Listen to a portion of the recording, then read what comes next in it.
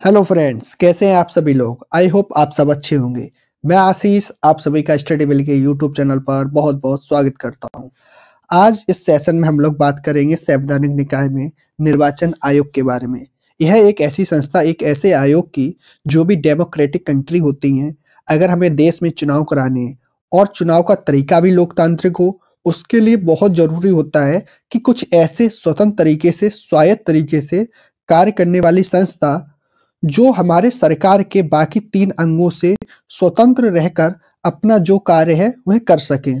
तो इसके लिए हमें एक निर्वाचन आयोग के बारे में हम जानेंगे। इलेक्शन कमीशन ऑफ इंडिया आखिर क्या होता है और यह किस तरीके से काम करता है, इसको हम लोग क्वेश्चन के फॉर्म में आज डिस्कस करेंगे। चलिए स्टार्ट करते हैं। सबसे पहला क्वेश्चन है, संविधान सीईसी और चुनाव आयुक्त के कार्यकाल की सुरक्षा निश्चित करता है। वे 6 साल के कार्यकाल के लिए नियुक्त किए जाते हैं या किस वर्ष की आयु तक नियुक्त रहते हैं। तो 65 वर्ष की आयु तक नियुक्त रहते हैं या 6 साल तक नियुक्त रहते हैं। इनमें से जो भी पूरा हो जाएगा पहले, उसके हिसाब से उसका रिटायरमेंट हो जाएगा। दूसरा क्वेश्चन है, संसद सदस्यों की अयोग्यता के संबंध में कौन निर्णय लेता है। तो भारत के राष्ट्रपति निर्णय लेते हैं।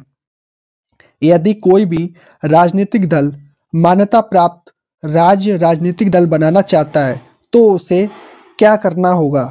किसी विधानसभा या आम चुनाव में कम से कम 6% वैध मत जीते हों और कम से कम 2 सीटें उसने जीती हों, तब वह राज्य राजनीतिक दल बना सकता है। अगला क्वेश्चन है, भारत के मुख्य निर्वाचन आयुक्त की नियुक्ति कौन करता है। तो राष्ट्रपति करते हैं। चुनाव आचार संहिता के अनुसार चुनावों के समय निषेध है। तो पहला पॉइंट है इसमें, घृणाजनक भाषण तथा पुतला जलाना निषेध है। दूसरा है, प्रचार के लिए सरकारी मशीनरी का उपयोग निषेध है। निर्वाचन अधिकारियों का स्थानांतरण निषेध है। भारत में वोट देने की न्यूनतम पात्रता क्या है। तो 18 वर्ष है। वर्तमान में भारत के मुख्य चुनाव आयुक्त कौन है। तो राजीव कुमार है। किस नंबर के हैं। तो 25वें नंबर के हैं। राज्य चुनाव आयोग डैश के लिए चुनाव आयोजित नहीं करता है। तो राज्य विधानमंडलों के लिए चुनाव आयोजित नहीं करता है। भारत सरकार द्वारा प्रथम परिसीमन आयोग कब गठित किया गया था। तो सन 1952 में परिसीमन आयोग गठित किया गया था। राष्ट्रपति और उपराष्ट्रपति के चुनाव के संबंध में चुनाव याचिका को दायर किया जा सकता है, सर्वोच्च न्यायालय के समक्ष दायर किया जा सकता है। वह संगठन जो भारत में राजनीतिक दलों को मान्यता देता है, तो भारत निर्वाचन आयोग इलेक्शन कमीशन ऑफ इंडिया राजनीतिक दलों को मान्यता देता है। अगला है, भारत के राष्ट्रपति पद का चुनाव कौन आयोजित करता है। तो यह भी भारत निर्वाचन आयोग आयोजित करता है। अगला है, राज्य विधानसभा के चुनाव का संचालन कौन करता है। तो भारत निर्वाचन आयोग करता है। चुनाव सुधार के संबंध में सिफारिशें अनुशंसाएं करने के लिए गठित किया गया था। दिनेश गोस्वामी समिति द्वारा गठित किया गया था। भारत में एक संवैधानिक निकाय है। तो election commission of India Bharat निर्वाचन आयोग एक संवैधानिक निकाय है।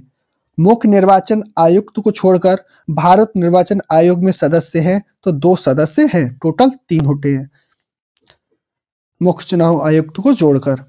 भारत निर्वाचन आयुक्त को हटाने का अधिकार किसके पास है। तो भारत के राष्ट्रपति के पास होता है यह अधिकार। अगला क्वेश्चन है, संसदीय अथवा स्थानीय सरकार के चुनाव नतीजे की वैधता परखने के लिए जांच प्रक्रिया है। तो चुनाव याचिका कहलाती है। अगला है, भारत में मतदाता सूची के बारे में सही कथन ज्ञात करना है। मुद्रित मतदाता सूची और इस सूची की सीडी आम जनता को बिक्री के लिए उपलब्ध है। दूसरा है, मतदाता सूची के हर संशोधन के बाद राष्ट्रीय और राज्य दलों को ये मुफ्त प्रदान की जाती है। अगला है, बेल्लारी निर्वाचन क्षेत्र चर्चा में रहा है क्योंकि कांग्रेस अध्यक्ष श्रीमती सोनिया गांधी लोकसभा का चुनाव यहां से ही लड़ी थी, बेल्लारी निर्वाचन क्षेत्र से। संसद और प्रत्येक राज्य के विधानमंडल के आम चुनाव के लिए तथा राष्ट्रपति और उपराष्ट्रपति के पद के चुनाव के लिए मतदाता सूची तैयार करने की भूमिका भूमिका का निर्वहन कौन करता है? तो चुनाव आयोग निर्वहन करता है। भारत में डैश लोक प्रतिनिधित्व अधिनियम 1951 की धारा 29A के प्रावधान द्वारा शासित है राजनीतिक दलों का पंजीकरण। ठीक है, 1951 की धारा 29A के तहत राजनीतिक दलों का पंजीकरण किया जा सकता है। एक राजनीतिक अधिकार है, तो मतदान का अधिकार एक राजनीतिक अधिकार है। अगला है भारतीय संविधान का वह अनुच्छेद जिसमें देश में चुनावों के आयोजन एवं विनियमन हेतु भारतीय संविधान द्वारा स्थापित एक संवैधानिक निकाय के रूप में भारतीय निर्वाचन आयोग ECI election commission of India की परिकल्पना की गई है। तो अनुच्छेद 324 में इसकी परिकल्पना की गई है। नगर पालिका का सदस्य बनने के लिए आवश्यक न्यूनतम आयु 21 वर्ष होनी चाहिए। राज्य निर्वाचन आयुक्त की नियुक्ति कौन करता है? तो राज्य निर्वाचन आयुक्त की नियुक्ति राज्यपाल करता है। ईवीएम का पूर्ण रूप होता है, तो ईवीएम की फुल फॉर्म होती है इलेक्ट्रॉनिक वोटिंग मशीन। वर्ष 1982 में इलेक्ट्रॉनिक वोटिंग मशीन किस विधानसभा चुनाव में पहली बार प्रयोग में लाई गई थी? तो केरल राज्य में सबसे पहले ईवीएम प्रयोग में लाई गई थी। भारत के प्रथम मुख्य चुनाव आयुक्त कौन थे? तो सुकुमार सेन थे। भारतीय चुनाव आयोग की स्थापना किस वर्ष की गई थी? 25 जनवरी 1950 को की गई थी इसकी स्थापना। नोटा के विकल्प को भारतीय मतदान प्रणाली के हिस्से के रूप में शामिल किया गया, वर्ष 2013 में शामिल किया गया। भारत के मुख्य चुनाव आयुक्त का कार्यकाल होता है 6 वर्ष की अवधि या 65 वर्ष की आयु तक, जो भी इनमें से पहले हो उसका कार्यकाल वही होगा। चुनावी प्रक्रिया में नागरिकों की बढ़ती भागीदारी के लिए भारत के निर्वाचन आयोग ने पूरे देश में 8वां राष्ट्रीय मतदाता दिवस मनाया 25 जनवरी को। आजादी के बाद भारत में पहले आम चुनाव हुए थे सन 1952 में। अगला है भारतीय निर्वाचन आयोग डैश की चुनाव प्रक्रिया के प्रशासन के लिए जिम्मेदार नहीं है, तो पंचायत चुनाव के लिए जिम्मेदार नहीं है। अगला है भारत के मुख्य चुनाव आयुक्त को उनके पद से कौन हटा सकता है? तो संसद के दोनों सदन हटा सकते हैं। CEC का अर्थ होता है chief election commissioner. Chief election commissioner CEC का फुल फॉर्म होती है। अगला है भारत की पहली महिला मुख्य निर्वाचन आयुक्त रमा देवी। कौन थी? रमा देवी। भारतीय संविधान में राज्य निर्वाचन आयोग के गठन का प्रावधान है किस आर्टिकल में? तो आर्टिकल 243K में इसका प्रावधान है। राज्य विधानसभा का निर्वाचन संचालन कौन करता है? तो भारत का निर्वाचन आयोग संचालन करता है। निर्वाचन आयुक्त हटाया जा सकता है। मुख्य निर्वाचन आयुक्त के परामर्श पर राष्ट्रपति द्वारा हटाया जा सकता है निर्वाचन आयुक्त को। मुख्य चुनाव आयुक्त को पदच्युत किया जा सकता है, तो संसद के दोनों सदस्यों के 2/3 बहुमत से प्रमाणित कदाचार के आधार पर मुख्य चुनाव आयुक्त को हटाया जा सकता है। चुनाव की अधिसूचना जारी करना संबंधित नहीं है, तो चुनाव आयोग से संबंधित नहीं है।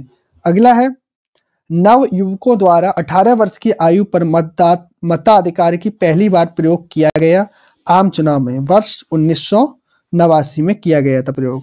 भारत के संचित निधि से लिया जाने वाला अनिवार्य व्यवहार नहीं है, तो भारत के निर्वाचन आयोग के सदस्यों के वेतन और पेंशन अनिवार्य व्यवहार नहीं है। संविधान का वह अनुच्छेद जो निर्वाचनों के अधीक्षण, निदेशन और नियंत्रण का अधिकार निर्वाचन आयोग में निहित करता है, तो आर्टिकल 324। भारतीय संविधान का वह भाग जो निर्वाचन एवं निर्वाचन पद्धति का उल्लेख करता है, तो 15वां इसका उल्लेख करता है।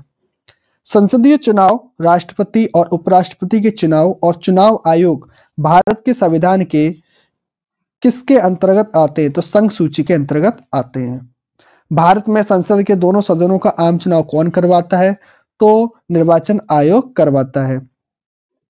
किसी चुनाव में मतदान करने वाले पात्र मतदाताओं के परसेंट को डैश कहा जाता है, मतदान परसेंट कहा जाता है। राष्ट्रीय राजधानी क्षेत्र को विधानसभा के आम चुनाव पहली बार हुए थे, तो 1993 में हुए थे। भारत के निर्वाचन आयोग की स्थापना किस वर्ष की गई थी? तो 1950 में की गई थी। भारत का चुनाव आयोग ECI election commission of India देश में स्वतंत्र और निष्पक्ष चुनावों का प्रहरी है और भारतीय संविधान के डैश में इस संस्था से संबंधित प्रावधान संरक्षित है। तो आर्टिकल 324 में संबंधित है। अगला है संविधान के अनुच्छेद 324 के अनुसार डैश द्वारा भारत के उपराष्ट्रपति का चुनाव कौन करवाता है? तो भारत का चुनाव आयोग इसका चुनाव करवाता है। किस आर्टिकल में कहा गया है कि हाउस ऑफ पीपल और हर राज्य की विधानसभा के चुनाव वयस्क मताधिकार के आधार पर होंगे? तो अनुच्छेद 326 में है।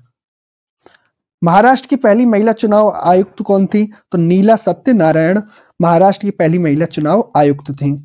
निर्वाचन नामावली को सामान्यतः कहा जाता है मतदाता सूची कहा जाता है। भारत के मुख्य चुनाव आयुक्त का कार्यकाल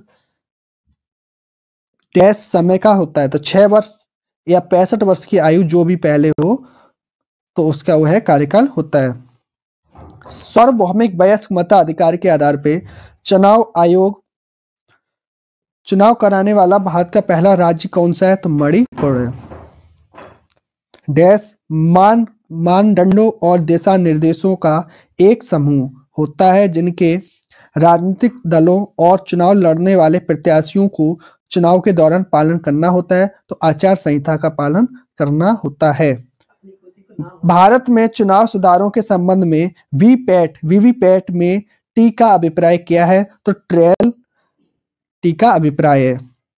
डैश प्राधिकरण ने PPRTMS political parties registration tracking management system शुरू किया? तो भारतीय चुनाव आयोग ने किया था।